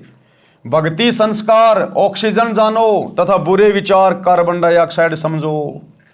ऑक्सीजन रूपी भक्ति संस्कार के सिलेंडर खोलने पड़ेंगे, यानी सदग्रंथ साहिब के पाठ पर पाठ करने पड़ेंगे। तो गुरुदेव ने कितनी बड़ी दया कर दी, सत्सेवकों घरों में 24 घंटे सदग्रंथ साहिब का पाठ हो रहा है। गुरुदेव ने इसीलिए तो घर घर में पाठ प्रकाश की मेमोरी भिजवा दी। आज कई हजारों की संख्या में सत्सेवक भाई बहनों के घरों में परमात्मा की अखंड वाणियां चलती रहती है, मीठी मीठी आवाज में। लगातार ब्रह्मांड में वो सुशब्द जा रहे हैं, और इसी प्रकार से धीरे धीरे ये दुनिया का वातावरण बदलेगा। इसीलिए तो हम सभी सत्सेवक भाई बहन तीनों समय नित्य नियम पुस्तिका में पाठ करते हैं, तीनों समय की आरती मुख से बोलते हैं, ताकि ये शब्द ब्रह्मांड में जाएं। यानी सदग्रंथ साहिब के पाठ पर पाठ करवाने पड़ेंगे तथा तीनों समय की संध्या नित्य कर्म करने होंगे, सुमरण करना होगा। भक्ति करने वालों की संख्या बढ़ेगी तो भक्ति के विचार भी पृथ्वी पर अधिक फैलेंगे, जिनसे प्रत्येक के मन में शांति का आभास होगा। सत्संग करने किसी के घर जाते थे तो पहले दिन तो हमारा भी मन अशांत हो जाता था, फिर प्रत्येक भगत अपनी अपनी रमेणी सुबह के नित्य नियम शाम की आरती तथा सुमरण करते, फिर सत्संग सुनाता, तब उस घर से बुरे विचार यानी कुसंस्कार निकल जाते। सुसंस्कारों की अधिकता होने से मन शांत होता। जब हम सत्संग या पाठ करके अगले गांव जाने लगते थे तो पूरा परिवार रोने लग जाता था। उनको इतनी शांति तथा संत भक्तों के संग में मिलती थी, उन संस्कारों का प्रभाव महीनों भर रहता था। यदि नाम लेकर प्रतिदिन की तीनों संध्या व सुमरण परिवार के लोग करने लग जाएं तो वह शांति सदा बनी रहेगी। जो बीड़ी हुक्का में तमाकू पीता है और वह बीज बोता है, तो उस अन्न में भी तमाकू की वासना सूक्ष्म तत्व प्रवेश कर जाते हैं। उस अन्न को खाने वाले में भी तमाकू सेवन करने की प्रेरणा बन जाती है। देखो कितना गहरा असर होता है। अगर कोई किसान अपने बैलों से, ऊंट से या फिर ट्रैक्टर से, यदि किसी ने नशा कर रखा है, शराब पी रखी है और बीज बो रहा है, कोई बीड़ी पी रहा है, कोई हुक्का पी रहा है और अपने बैल से या फिर अपने ऊंट से या ट्रैक्टर से खेत में बीज डाल रहा है, पहले किसान क्या किया करते थे? 2 हड़ाई भरते, उसके बाद बैठ जाते, चिलम पीने लग जाते, फिर 2 हड़ाई भरते, फिर चिलम पीने लग जाते। तो गुरुदेव कह रहे उस बीज को खाने वाले व्यक्ति में भी नशा करने की प्रवृत्ति ऑटोमेटिक पैदा हो जाती थी। और अब हम भगत भाई बहन अपने अपने खेतों में जब अपने गुरुदेव भगवान का सत्संग सुनते सुनते या सुमरण करते करते बीज बोएंगे, खेती बाड़ी करेंगे, फसल की जो है हम कटाई करेंगे, क्योंकि भगत का तो या तो सत्संग सुनेगा या फिर सुमरण करेगा, और तो कोई काम है ही नहीं। तो भगत के घर का अन्न यदि कोई खाएगा तो उसमें भी भक्ति करने की प्रेरणा उठेगी, उसमें भी नेक विचार उत्पन्न होंगे। इस प्रकार से देश दुनिया का माहौल धीरे धीरे बदलेगा, जैसे जैसे भगत समाज की संख्या बढ़ेगी और भगत समाज विधि विधान से गुरुदेव भगवान की भक्ति करेगा। जिस कारण से नशा तेजी से युवाओं में बढ़ रहा है। जब तक बच्चे हैं तब तक तो पिता, चाचा, ताऊ, दादाजी के डर से तंबाकू सेवन नहीं करते, परंतु युवा होते ही वे संस्कार प्रबल हो जाते हैं और नशे की आदत शीघ्र पड़ जाती है। मेरा उद्देश्य है किसका? गुरुदेव भगवान का। मेरा उद्देश्य है कि मानव समाज से नशा तथा अन्य सर्व बुराई जड़ से समाप्त करके धरती पर स्वर्ग बनाऊं। परमात्मा कबीर जी का कहा वचन साकार हुआ देखना चाहता हूं। उन्हीं की प्रेरणा व शांति से ये अनमोल कार्य सफल हो रहा है। ये दास तथा मेरे अनुयायी सच्ची नीयत से इस मिशन की सफलता के लिए प्रयत्नशील है। सफलता की पूरी आशा है। जब गुरुदेव भगवान ने कह दिया कि सफलता की पूरी आशा है तो उसे कोई मिटा नहीं सकता। साध वचन पलटे नहीं, पलट जाएं ब्रह्मांड। सांसारिक चूं-चूं में भक्ति करनी पड़ेगी। तो भाई और बहनों, आज के वीडियो में हम केवल इतना ही लेंगे। हम धीरे धीरे इस पवित्र पुस्तक जीने की राह के ऊपर वीडियो बनाते हुए आगे बढ़ेंगे, क्योंकि हमारा मकसद केवल वीडियो बनाकर छोड़ना नहीं है। हमारा मकसद है इन कथाओं से शिक्षा लेना। सतगुरुदेव भगवान हमें क्या समझाना चाहते हैं, हमें कैसा भगत बनाना चाहते हैं, अपने मिशन को किस प्रकार से आगे बढ़ाने के लिए आप और हम सभी भगत भाई बहनों ने सेवा करते हुए मिशन में सहयोग करना है। ये पूरा विश्व अपना ही भाई बहन है। सभी इसी कबीर परमात्मा सतगुरु रामपाल जी की आत्मा है, इन्हीं के बच्चे हैं। आज हमें इस बात का पता चल गया, अन्य भगत भाई बहनों को अभी इस बात का आभास नहीं है। तो हमने अपने आचार विचार व्यवहार से, अपनी बोलचाल से, अपनी भक्ति से हमने सभी के सामने ऐसा उदाहरण पेश करना है, अपनी मर्यादाओं को ध्यान में रखकर, ताकि सभी आत्माओं की रुचि भक्ति की ओर बढ़े। और ये असर सामने वाले पे उस समय होगा जब हम खुद अपने गुरु जी के वचनों को फॉलो करेंगे और एक नेक भगत की तरह हम लोग व्यवहार करेंगे। तो भाई और बहनों, आज के वीडियो में केवल इतना ही। कल रात्रि 8 बजे सभी भगत भाई बहन फिर से लाइव जुड़िए। तब तक गुरुदेव भगवान हम सबको आज्ञा दें, इजाजत दें, सद्बुद्धि दें, आशीर्वाद दें। बंदी छोड़ सतगुरु रामपाल जी भगवान की जय हो। भाई जो गुरु बचन पे डट के, कट गे फंद 84 के, कट गे फंद 84 के, कट गे फंद 84 के।